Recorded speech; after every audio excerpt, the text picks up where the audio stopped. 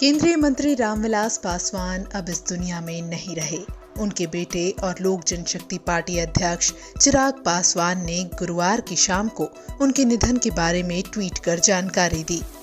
चिराग ने अपने बचपन का एक फोटो ट्वीट किया जिसमें वो पासवान की गोद में बैठे हैं और लिखा है, पापा अब आप इस दुनिया में नहीं हैं, लेकिन मुझे पता है कि आप जहां भी हैं हमेशा मेरे साथ हैं। प्रधानमंत्री नरेंद्र मोदी ने भी ट्वीट कर रामविलास पासवान के निधन पर दुख व्यक्त किया है। उन्होंने लिखा है, दुख को जाहिर करने के लिए मेरे पास शब्द नहीं। देश में ऐसी खाली जगह बनी है जो शायद कभी भी न भर पाए। रामविलास पासवान का निधन मेरे लिए निजी क्षति है। मैंने एक दोस्त, मूल्यवान सहयोगी और एक ऐसे शख्स को खो दिया जो हर गरीब से गरीब व्यक्ति को सम्मानजनक जीवन की तरफ बढ़ाने के लिए बेहद जुनूनी थे। पीएम मोदी ने एक अन्य ट्वीट में लिखा, रामविलास पासवान जी की कड़ी मेहनत और दृढ़ता की वजह से सियासत में ऊंचे उठे। एक युवा नेता के तौर पर उन्होंने इमरजेंसी के दौरान हमारे लोकतंत्र पर आघात और अत्याचार के खिलाफ प्रतिकार किया। वो एक उत्कृष्ट सांसद और मंत्री थे जिन्होंने कई नीतिगत क्षेत्रों में योगदान दिया। रामविलास पासवान ने देश के 6 प्रधानमंत्रियों के साथ काम किया है। उनके नाम कई रिकॉर्ड भी हैं। कहा जाता है कि रामविलास राजनीति के मौसम के वैज्ञानिक थे।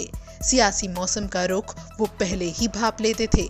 रामविलास पूरे 5 दशक तक बिहार और देश की राजनीति में छाए रहे। रामविलास पासवान का नाम Guinness book of world record में भी दर्ज है। वो 1977 में जनता पार्टी की सदस्यता ग्रहण कर रिकॉर्ड मतों से हाजीपुर लोकसभा सीट से जीत हासिल कर चुके थे। इसलिए आरजेडी सुप्रीमो लालू यादव ने उन्हें राजनीति का मौसम वैज्ञानिक तक करार दे दिया था। बानगी के तौर पर वो केंद्र में 6 बार मंत्री बने। 1989 में पहली बार केंद्रीय श्रम मंत्री बने। वहीं 1996 में वो रेल मंत्री बने। 1999 में उन्होंने संचार मंत्री का पद संभाला, जबकि साल 2002 में वो कोयला मंत्री बने। 2014 में खाद्य एवं उपभोक्ता संरक्षण मंत्री बने और 2019 में भी उन्हें यही मंत्री पद मिला। रामविलास पासवान एनडीए सरकार में मंत्री थे। 2002 के गुजरात दंगों को लेकर रामविलास पासवान ने सरकार से इस्तीफा दे दिया था। उसके बाद लोग हैरान रह गए थे।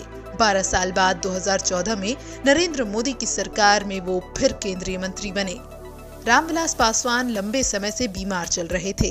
अस्वस्थ रहने की वजह से वो राजनीति में सक्रिय नहीं रहते थे। इसलिए उन्होंने पार्टी की जिम्मेदारी बेटे चिराग पासवान को सौंप दी थी और तब से चिराग ही पार्टी को संभाल रहे थे। बिहार में चुनाव में चिराग पासवान ने अब एनडीए से अलग होकर लड़ने का फैसला किया है।